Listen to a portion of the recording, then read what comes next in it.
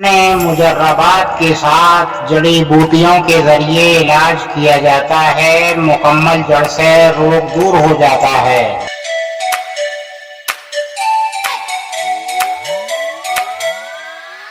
زندگی کے لطف اٹھانے ہیں تو آپ ہم سے ملیے، لہذا آپ کا علاج مطمئن بخش یعنی بھروسے مند ہو جائے گا، پرانے تجربے کے ساتھ علاج ہو جائے گا آپ کا۔ نحمده ونصلي على رسوله الكريم، اما بعد فاعوذ باللہ من الشیطان الرجیم، بسم اللہ الرحمن الرحیم۔ کہیں بچے کی پیدائش ہوتی تھی تو سبحان اللہ، الحمدللہ، اللہ اکبر کی آوازیں گونجتی تھیں اور کان میں اذان اور اقامت پڑھی جاتی تھی، لہٰذا یہ ہے آج ڈھول ڈھماکے بجتے ہیں اور ڈھول ڈھماکوں کے ساتھ میں خوشیاں منائی جاتی ہیں غیر مسلموں کے طریقے سے، لہٰذا یہ ہے کہ پہلے تو اگر چھینک بھی آتی تھی تو فوراً بچے کے سامنے کہا جاتا تھا الحمدللہ جی، اور اگر خوشخبری کی خبر سنی جاتی تھی تو اللہ اکبر، اور بھی سبحان اللہ، کیا پیاری ہوا چل رہی ہے، سبحان اللہ جی۔ تو لہٰذا یہ ہے کہ ہر طریقے سے اللہ کی، اور کوئی اگر ناگوار خبر سنی تو انا للہ، تو لہٰذا یہ ہے کہ بچے کے کان میں لفظ اللہ ہر بات میں یعنی پہنچتا تھا،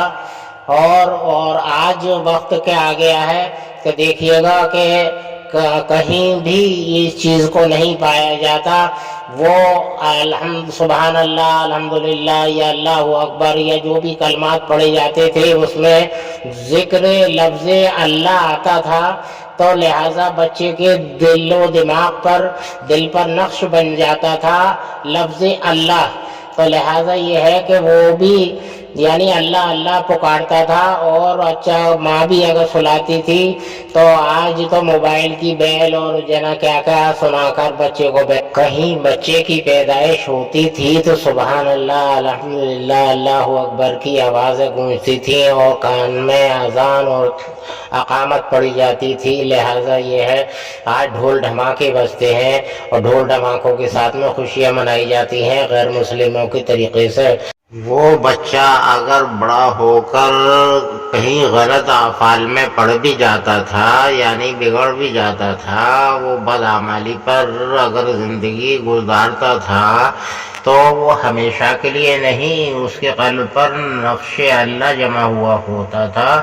اس کا نور جمع ہوا ہوتا تھا، اس کا رنگ جو ہے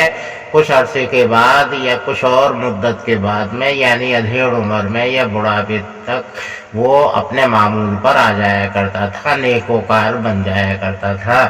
تو لہذا کتنا بڑا فیض ہے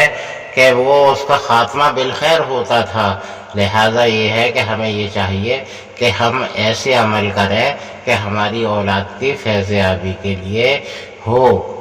آج بدکاریاں بدفعلیاں کیوں بڑھتی جا رہی ہیں؟ یہ ہماری ہی کمی ہے، لہذا اس کمی کو ہمیں سمجھنا چاہیے اور اس کمی کو ہمیں دور کرنا چاہیے، اور ہر وقت ذکر اللہ میں ہمیں لگنا چاہیے، اور ذکر اللہ میں کی توجہ ہمیں اپنے معصوموں کی طرف دلانی چاہیے تاکہ وہ نیکوکار بنے اور آخرت میں ہماری شفاعت کا ذریعہ بھی بنے۔ وآخر دعوانا الحمدللہ رب العالمین برحمتک یا ارحم الراحمین۔ میں مجربات کے ساتھ جڑی بوٹیوں کے ذریعے علاج کیا جاتا ہے، مکمل جڑ سے روگ دور ہو جاتا ہے۔